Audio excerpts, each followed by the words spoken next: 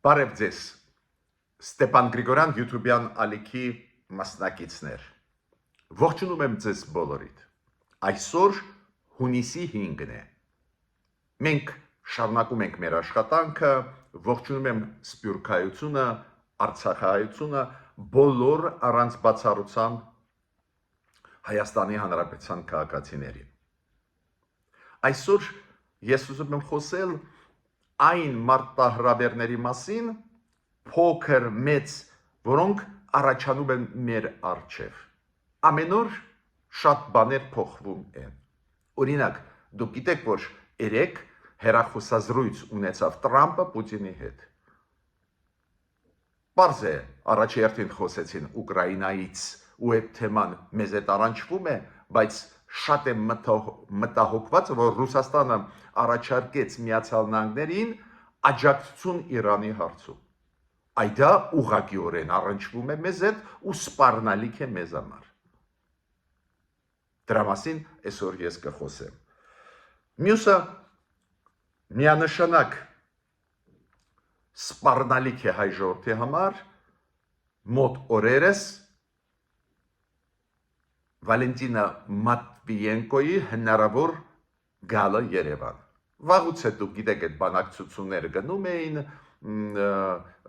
մեր ազգային ժողովի ղեկավարի նախագահի Ալեն Սիմոնյանի եւ Վալենտինա Մատվիենկոյի միջև վաղուց է պլանավորվում էր գա այդ այցելությունը Վալենտինա Մատվիենկոյի Հայաստան, ինքը դուք գիտեք Ռուսաստանի վերին պալատի, պարլամենտի վերին պալատի նախագահ է, դաշնային խորհրդի նախագահ է, սենատի նախագահ է, դուք գիտեք ներքին պալատը դա պետդուման է, ինքը վերին պալատի ղեկավարն է, այո, դա սպառնալիք է հայ ժողովրդի համար։ Վերջի այցելությունը Հայաստան Սերգեյ Լավրովի արտգործնախարարի Ռուսաստանի ցույց տվեց, որ այդ ամեն ինչ բերում է ապակայնացում Հայաստանում, պրոռուսական ուժերի ակտիվացումը Սերգեյ Լավրովի այցելությունից հետո, անհարգալից վերաբերմունք հայ ժողովրդի նկատմամբ Սերգեյ Լավրովի կողմից, հնչած մտքերը սպառնալիք, որ չպետք է առնենք Ֆրանսիայի զենք, ցույց է տալիս, որ այսօր Ռուսաստանի բարձր պաշտոնյաների հետ ինչքան քիչ շփվենք, այդքան լավ։ Ուրեմն մենք տեսնում ենք այս առաջացվող նոր եւ նոր սպառնալիքներ, դրա մասին անպայման պետք է քննարկումներ անցկացնել, էտել հաշվի առնելով, որ ներսում մենք հիմա շատ մեր ուշադրությունը շեղված է Նիկոլ Փաշինյան, Գարեգին II կատողիկոս այս լարված հարաբերությունների պատճառով։ Իրոք եւ կառավարության ուշադրությունը շեղված է այդ հարցին եւ հասարակության ու այս ֆոնի վրա իմ առաջարկը կառավարության չմոռանալ այս վտանգների մասին։ Դրանց մասին ես կխոսեմ, նաև կխոսեմ այն լրջագույն վտանգը, որը գալիս է Թուրքիայի եւ Ադրբեջանի հասարակական գործիչներից, փորձագետներից, հիմա արշավ է գնում, համատեղ աշխատում է Թուրքիայի եւ Ադրբեջանի այդպես կոչված NGO-ներ, այդ հասարակական գործիչներ, կազմակերպություններ, փորձագետներ ու այդ արշավը Հայաստանի դեմ, որոնք տանում են իբր անկախ փորձագետներ, իբր անկախ հասարակական գործիչներ, մենք գիտենք, որ Ադրբեջանում անկախ չկա, կամ փախած են, կամ սպանված են, կամ բերդերում են նստած, բայց ինչ որ մարդիկ ներկայանում են իբր Ադրբեջանի անկախ գործիչներ, տարբեր միջազգային հարթակներում փորձում են վարկապեկել Հայաստանը, փորձում են սխալ ներկայացնել մեր դիրքորոշումը խաղաղության պայմանագրի հետ կապված, մեր դիրքորոշումը խաղաղության հետ կապված Հարավային Կովկասում, դա լուրջ է, դրան էլ պետք է ես այսօր անդրադառնամ։ Ուրեմն այսօրվա մեր թեմաները այն մտավախությունները, որոնք մեզ մոտ կան ու ես ուղարկում եմ մեսիջ եւ մեր հասարակությանը եւ կառավարությանը ուշադրություն դարձրեք, քանի որ մենք հիմա լիքը խնդրեմ ունենք, ուշադրությունը հաճախ շեղվում է նաև ներքին քաղաքացիական կյանքի վրա, ուրեմն բաց չթողնենք այս վտանգավոր զարգացումները։ Դրա մասին մենք այսօր կխոսենք։ Օրինակ դուք գիտեք, ես երեք ասել եմ ձեզ, որ շատ կարևոր հանդիպում եղավ մեր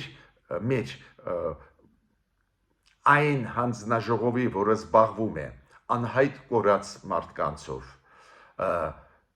գերիների հարցերով,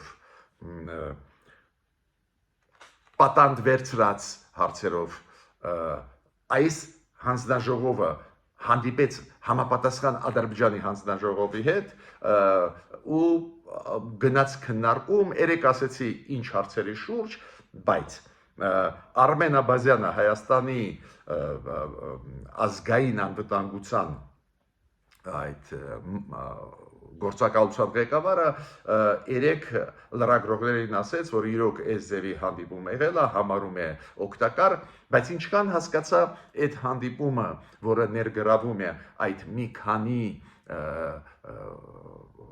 տիպի մարդկանց հարցերը եւ գերի ընկած Ադրբեջան եւ պատանդ վերցրած Ադրբեջանի կողմից եւ անհայտ կորած մարդկանց հարցերի, ինչքան հասկացա ադրբեջանցիների հետ մենակ անհայտ կորածների մասին էր խոսքը քննարկումը։ Հարցեր կապված օրինակ հայ գերիների Ադրբեջանում չէր շոշափվի։ Մյուս հարցը կապված է նրա հետ, ինչ ասեց Հայաստանի գլխավոր շտաբի ղեկավարը Էդվարդ Ասրյան, դե ինքն էլ լրագրողների առջև ելույթ ունեցավ, ինչ որ հարցերի պատասխանեց, պարզ է հարցերը գլխավորը որն էին, Ադրբեջանը կրակում է մեր արձագանքը, ու ինքը նոր բան չասեց, ինքը միայն ասեց, որ Պաշտպանության նախարարությունը արձագանքում է, երբ որ կրակոցները թիրախային չեն, ընդհանրապես մենք միայն հետևում ենք ու չենք արձագանքում, եթե թիրախային է, Պաշտպանության նախարարությունը արձագանքում է, ինչը համապատասխանում է իրականության, բայց այնուամենայնիվ օրինակ ինձ ցանկացած դեպքում դա շատ մտահոգում է, նույնիսկ երբ որ կրակոցները օդ են ու նպատակաուղղված թիրախային չեն, քանի որ նույն ինքը Էդվարդ Ասրյանը շատ ճիշտ գնահատեց իրավիճակը, ինչու ինքը ասեց, որ հոգեբանական ճնշում են գործադրում ադրբեջանցիք եւ մեր զինվորներին, որոնք սահմաններում կանգնած են եւ բնակիչներին սահմանամերձ գյուղերի հայկական Հայաստանի բնակիչների հոգեբանական ճնշում են գործադրում, իրոք այդպես է ու դա է պատճառը, որ ես չեմ համարում, որ մենք պետք է այդ հարցը անտեսենք, թիրախային չեն կրակում, ուրեմն ուղիղ վտանգ չկա, վտանգ կա, հենց վտանգը այդ մթնոլորտի ստեղծումն է, որը կարող է այո բերել նրան, որ մարդիկ վախենան ապրել սահմանամերձ շրջաններում։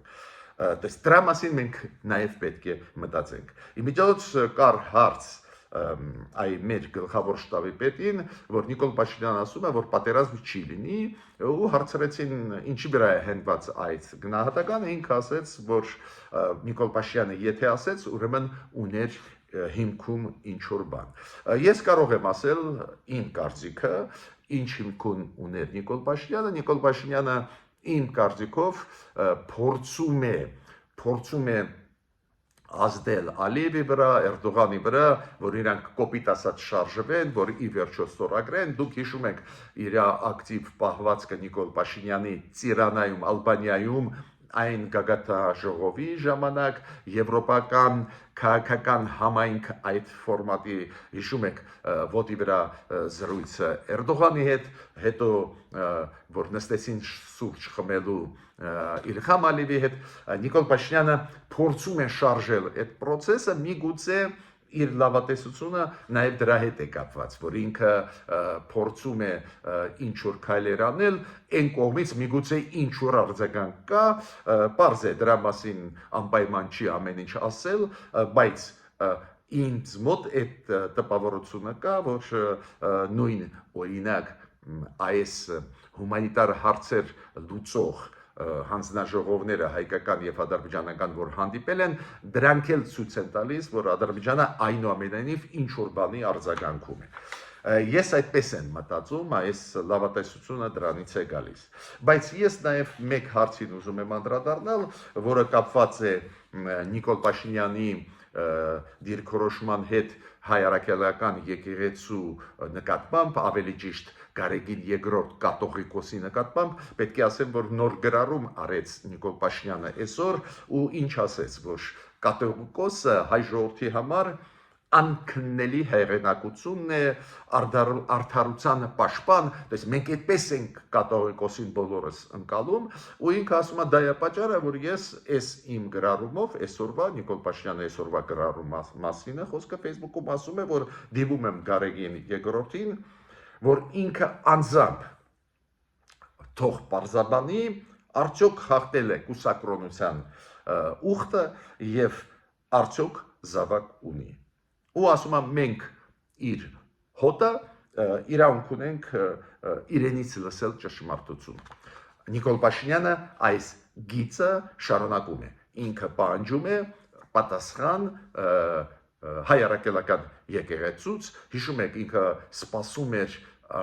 ինչ պատասխան կտա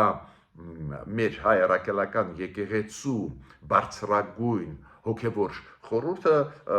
այնտեղ պատասխան այդ կոնկրետ հարցերին ինքը չստացավ, մենք էլ չստացանք, այնտեղ ընդհանուր հայտարարություն էր, բավական քննադատական Նիկոլ Փաշինյանի նկատմամբ, հետո բարձր աստիճան դեմքեր Էջմիածնից, հիշում եք երեք ասեցի, հայտարարություններով հանդես եկան, գլխավոր միտքը նա է ձեզ ինչ է կատարվում եկեղեցու ներսում, ինչ եք դրանով հետաքրքրվում ու կան ոչ միայն սխալ հարցեր, հիշում եք իրանք ասեցին, նաև կան ոչ միայն սխալ պատասխաններ, նաև կան սխալ հարցեր ու այդ հարցերը Նիկոլ Փաշինյանի դրված սխալ են, Նիկոլ Փաշինյանը այդ թեման շարունակում է, այդ ճնշումը պահանջը կաթողիկոսի առջև ուղղակիորեն դնում է, որ կաթողիկոսը պատասխանի այս կուսակրոնական ուխտը հաղթել է թե ոչ, բայց իմ ասածը գիտեք ինչ է, ես այսօր մի քիչ այդ թեմայով չեմ ուզում ծավալվել, ես ուզում եմ հենց ձեր ուշադրությունը դարձնել այլ վտանգավոր զարգացումների մասին, որ մենք մեր ուշադրությունը եւ կառավարության ուշադրությունը նորից դարձնենք այն process-ների, որոնք մեր շուրջ զարգանում են, որոնք կարող են բերել նոր վտանգներ։ Օրինակ, այս process-ը, որը գնում է ռուս-ուկրաինական կոնֆլիկտի ժամանակ, նաև Թրամփի, նախագահ Թրամփի, Միացյալ Նահանգների նախագահ Թրամփի միջնորդական առաքելությունը բերում է ինչ-որ հետևանքների, որոնց մասին մենք պետք է իմանանք, ես միշտ ձեզ ներկայացնում եմ այդ զարգացումները, հիմա նայեք, Ուկրաինան անցկացրեց լրջագույն միջոցառումներ Ռուսաստանի դեր, Ռուսաստանի տարածքի խորքերում, պատկերացնում եք զգալի մասը ռուսական, ռազմավարական, ծանր ավիացիայի դուրս բերեց շարքից, ՆԱՏՕ-ն այո հաստատեց, որ ուկրաինացիք ճիշտ են ասում, որ իրանք կարողացան ոչնչացնել 30%-ը Ռուսաստանի այդ ստրատեգիկ ավիացիայից, ուրեմն լուրջ է վիճակը, Ռուսաստանը պարզ է հիմա պատրաստում է պատասխան ու մենք բոլորս հասկանում ենք, որ կարող են լինել հարձակումներ Ռուսաստանի Ուկրաինայի վրա լայնամասշտաբ, քանի որ Ռուսաստանը ի տարբերություն Ուկրաինայի ոչ թե պայթեցնում է Ուկրաինայի ռազմական օբյեկտները, այլ ռմբակոծում է Ռուսաստանը շենքերը, բնակելի սպանում է մարդկանց, Ռուսաստանը տանում է հանցավոր պատերազմ ու բոլորը հիմա սպասում ենք ինչ պատասխան կլինի, բայց պետք է ասեմ, որ հեռախոսազրույցի ժամանակ երեկվա Տրամպը ունեցավ Պուտինի հետ հեռախոսազրույց, այդ հեռախոսազրույցի ժամանակ Պուտինը ասեց մենք անպայման կպատասխանենք, կոպիտ ասած սպառնաց, որ կպատասխանենք, բայց այս process-ում, որը դուք կարող եք ասել, հա, հասկացանք, մեզ էլ վերաբերվում է, քանի որ պատերազմը Ուկրաինայի դեմ ցույց կտա ինչ կարող է անի Ռուսաստանը, ինչ հետևանքներ կարող են լինել, հետո նաև այլ տեղերում, հետխորհրդային տարածքում, բայց այդտեղ նաև կա այլ հարց մեզ հուզող։ Պուտինը առաջարկեց Տրամպին Իրանի հարցում աջակցել, քանի որ Իրան Միացյալ Նահանգներ բանակցությունները ինչ որ չափով մտան փակուղու։ Ինչ որ չափով մտան փակուղու, ես երեք ասացի նորից լարվածությունը բարձրանում է Միացյալ Նահանգներ Իրան ու ստեղ Պուտինը ասեց ես կարող եմ քեզ Պուտին Տրամփ աջակցել։ Տրամփը ընդունեց այդ առաջարկը, ասեց արի մտածենք դրա մասին։ Հիմա որտեղ է մեզ համար վտանգը, Ռուսաստանը կարող է Իրանին ասել, որ նայ մենք ամեն ինչ կանենք, որ Տրամփը չհարվածի քեզ, ռազմական գործողություն չլինի, դու էլ համաձայնվի, որ մենք վերահսկենք Սյունիքի ճանապարհները։ Քանի որ դու գիտեք, Իրանի դիրքորոշումը շատ կոշտ է, պրո-հայկական, պարզ է պրո-իրանականն էլ է, բայց նաև համընկնում է մեր շահերի հետ, որ մեր ճանապարհները, որոնք մենք կբացենք Սյունիքով, եթե բացենք, այդ ճանապարհները Հայաստանը պետք է վերահսկի։ Ու Իրանը այդ կողմից շատ կոշտ է, ու ինքը ասում է սահմանը Իրան-Հայաստան կարմիր գիծ է, ոչ ոք չի կարող խախտել, ու ստեղ Ռուսաստանը կարող է ասել նայ գրեթե անխուսափելի է ռմբակոծությունները Իսրայելի, Ամերիկայի զորքերի Իրանի տարածքում, միջուկային օբյեկտների, մենք այդ վտանգը կկանխենք Իրան, բայց դու համաձայնվի, որ մենք վերահսկենք այս Սյունիքով ապագայում անցնող ճանապարհները։ Ես նորից կրկնում եմ, չեմ հավատում, որ Իրանը այս կարմիր գիծը իր համար կանցնի, քանի որ մեր խաթերը մենակ չի անում Իրանը, նաև Իրանի համար օդի պես է պետք հայ-իրանական սահմանը ու այդ ճանապարհները, որոնք Սյունիքով կանցնեն, որ անպայման հենց Հայաստանը վերահսկի, բայց գիտեք, մեծ խաղերի ժամանակ ամեն ինչ կարող է լինել։ Ես այդ իմ ուշադրությունը ուզում եմ դարձնել այս Թրամփ-Պուտին հեռախոսազրույցի ժամանակ ու առաջի հերթին հենց մեր կառավարության ուշադրությունը ուզում եմ դարձնել։ Ես պետք է ասեմ, որ գիտեք Զելենսկին կտրականապես մերժեց Պուտինին կամ Ռուսաստանին, որ 3 օրյա զինադադար լինի, կոշտ ձևով ու ճիշտ արեց, ինքը ասում է գոնե 30 օրով զինադադար հաստատենք։ Հիմա դուք ուզում եք զինադադար, որ ձեր հարցերը լուծեք ու ավելի էֆեկտիվ մեզ հարվածեք։ Մեզ պետք է ավելի կայուն, ավելի երկարատև զինադադար, ինչը նաև պահանջում է, ասեմ ձեզ, Միացյալ Նահանգները եւ Եվրոպան։ Բայց ցանկացած դեպքում իմ ասածը ինչու է կայանում։ Իմ ասածը նրանում է կայանում, որ ստեղ գնում են զարգացումներ, որոնք ոչ միայն հետխորհրդային տարածքի կոնտեքստով մեզ վերաբերում են։ Ինչ անում Ուկրաինայում Ռուսաստանը, վաղը կանի Հարավային Կովկասում, չի բացառվում, վաղը չէ մյուս օրը Կենտրոնական Ասիայում, ոչ միայն, նաև Իրանի կոնտեքստով։ Պուտինը առաջարկեց Տրամփին Իրանի ներգրավել այդ բանակցային process-ի մեջ ու Պուտինը ասեց մենք կաջակցենք ձեզ Իրանին համոզել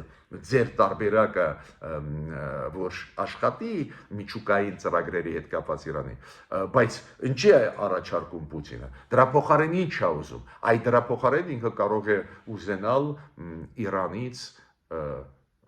Միջանցք այդպես կոչված Զանգիզուրի միջանցք կամ Սյունիքի ճանապարհների վերահսկողությունը։ Ուրեմն պետք է մտածենք դրա մասին։ Դուք գիտեք, որ Միացյալ Նահանգների քաղաքականությունը բարդոտ է, առանձին դեպքերում այդպես քայլեր են անում, որ չես էլ հասկանում։ Դուք գիտեք, որ Միացյալ Նահանգները ստեղծել են փոքր ռազմաբազաներ Սիրիայում, այդ քրդական վայրերում մոտավորապես 9 հատ է, 3-ը հիմա փակեցին։ Դες Միացյալ Նահանգները ունեին 2200 զինվոր Սիրիայում գրեթե կեսը դուրս են բերում, կմնա 1000-1100 հոգի, դա էլ ցույց է տալիս, որ Տրամփի քաղաքականությունը անհասկանալի է։ Մի կողմից ինքը ասում է, որ նավթային պաշարները պետք է վերահսկենք, պետք է աշխատենք, պետք է ազդենք, մյուս կողմից հենց այնտեղ, որտեղ որ աշխարհի ամենամեծ պաշարներից մեկն է նավթի ու Սիրիայում հենց քրդական վայրերում շատ է նավթը, ահավոր շատ է ու վերահսկում է հիմա քրդերի հետ միացին ամերիկացիք, հիմա այնտեղից ինքը դուրս է գալիս։ Այդ մարդի քաղաքականությունը հաճախ դժվար է հասկանալ, բայց ինչ եմ ուզում ասել, այս ձևի անսպասելի բաներ լինում են աշխարհում ու մենք պետք է պատրաստ լինենք այս անսպասելի զարգացումներին։ Մյուսը թեման իրոք վտանգները, որոնք ակնհայտ երևացող են այդ գործողությունները, որոնք կատարում են Թուրքիայի եւ Ադրբեջանի այդպես կոչված անկախ կազմակերպությունները, NGO, որ ասում ենք, ոչ կառավարական կազմակերպությունները կամ անկախ փորձագետները։ Նու հավատալ, որ Ադրբեջանում կամ անկախ փորձագետները, այդ նաիվ կլիներ, անկախ փորձագետներին կամ Ալիևը բերդ նստացրեց, կամ փախած են երկրից, կամ առանձին անկախ լրագրողներին դուք գիտեք սպանել են ու մեծ գաղտնիք դա չի։ Ուրեմն այդ բոլոր գործող Ադրբեջանի հասարակական գործիչները, փորձագետները բավական ուժեղ կախվածության են իշխանություններից։ Ուրեմն իրանց ելույթները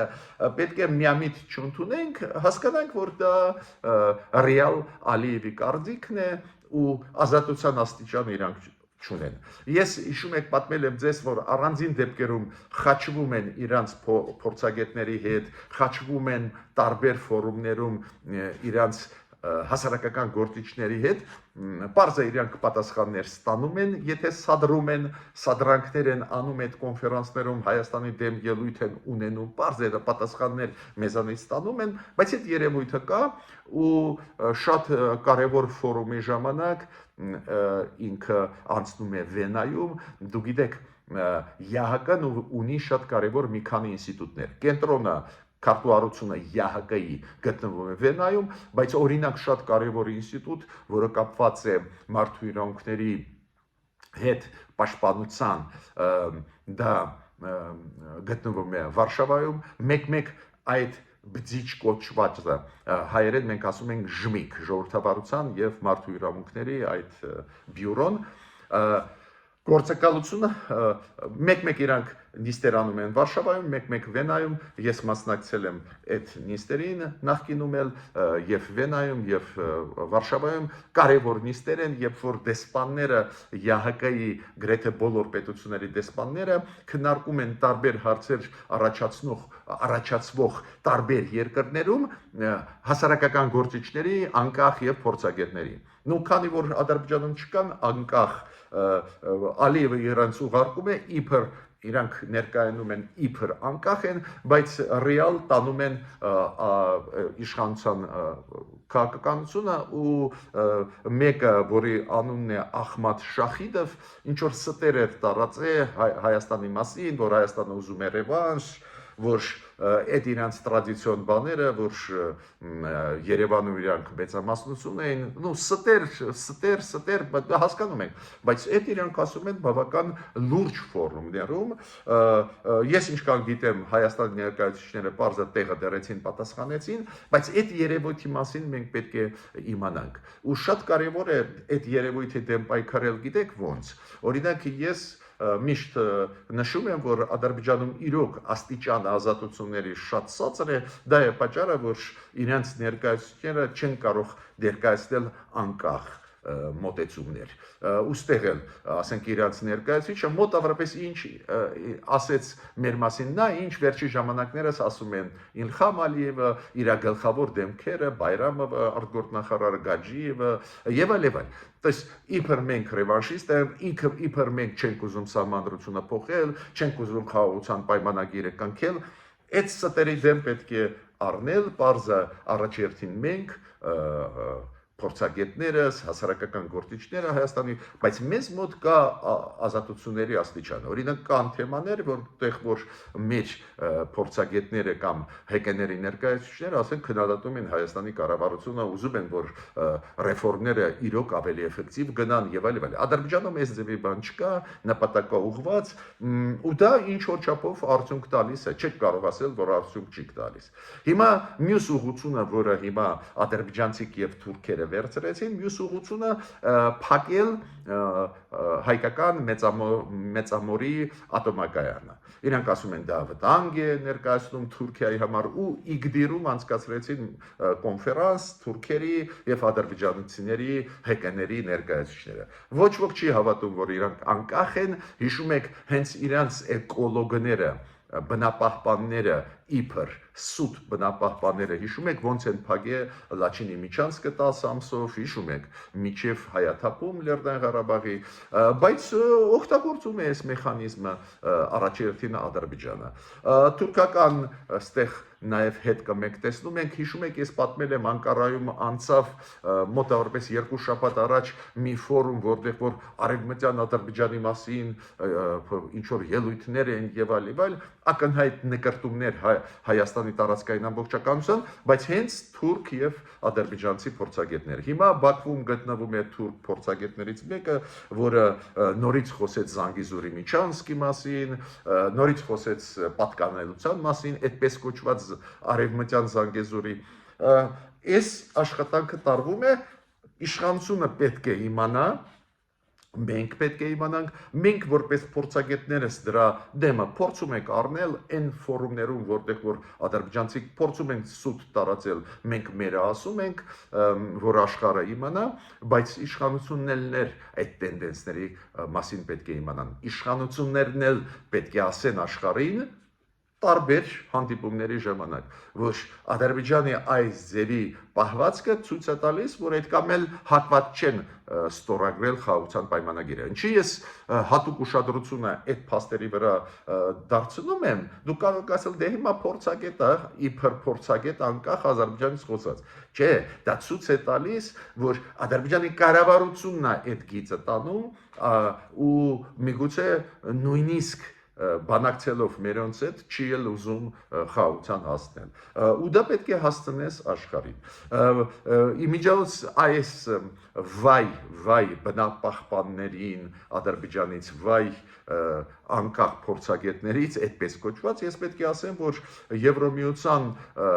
սանկցիոն ցուցակի մեջ 17-րդ սանկցիոն փաթեթի մեջ մտավ նաև Զանգազուր այդպես են արտասանում Զանգեզուր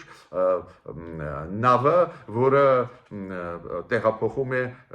ռուսական նավթ տարբեր երկրներ։ Այդ գիտեք, նավթի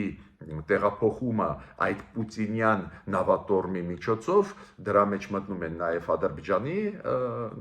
նավերը ու այս նավը այդ ցուցակի մեջ Եվրոմիության մտավ սանկցիոն ցույց է տալիս որ Ադրբեջանը սանկցիաները շրջանցող երկիր է ոչ մի էկոլոգիական բնապահպանության բաները չի հարգում դա էլ պետք է տարածենք ասենք աշխարհին դրա մասին հիմա Վալենտինա Մատվիենկոն պլանավորում է գալ Հայաստան դա հերթական մարտահրավեր է հայ ժողովրդի համար Լավրովի գալը մենք տեսանք ինչով պսակվեց թքեցին մեր երեսին Լավրովը չգնաց ցեղասպանության հուշահամալիր բացի դրանից Լավրովը ինչ որ կասկածելի մարդկանց հետ ստեղ հանդիպեց մենք ուշադիր հետևում էինք շատ կասկածելի մարդկանց հետ դրանից հետո հիշում եք արշավ սկսվեց պրոռուսականների Հայաստանի ներսում նաև եկեղեցականների դա պատահական process-ներ չէ Լավրովը ասաց որ մենք ձեզ զենք չենք տա աշխարհին ծախում ենք զենք բայց ձեր մուծված փողի դիմաց զենքը ձեզ չենք տա Լավրովը մեզ ասաց պահանջեց որ Ֆրանսիայից զենք չառնենք հիմա Մատվիենկոն մոտավորապես նույնացիպ բաներ կանի նույնացիպ բաներ Մատվիենկոն կանի միայն միգուցե ձևական կգնան հուշահամալիր որ մեծ դժգոհությունը չշարունակվի Ռուսաստանի դեմ բայց պետք է ասեմ որ կհիշեք իմ խոսքերը Մատվիենկոյի գալու ժամանակ մոտ օրերս սպասվում է այդ այցելությունը Վալենտինա Մատվիենկոն Երևան Ռուսաստանի սենատի ղեկավարի համոզված եմ որ ինքն էլ կխոսա որ Ֆրանսիայի հետ պետք չի աշխատել ինքն էլ կասի որ արևմուտքը ուզում է սեփ խրել Ռուսաստան Հայաստանի միջև մինչդեռ հենց Պուտինը սեփ խրեց Հայաստան Ռուսաստանի միջև բայց ուզում եմ զգուշացնել որ դա մարտահրավերներ են կանգնած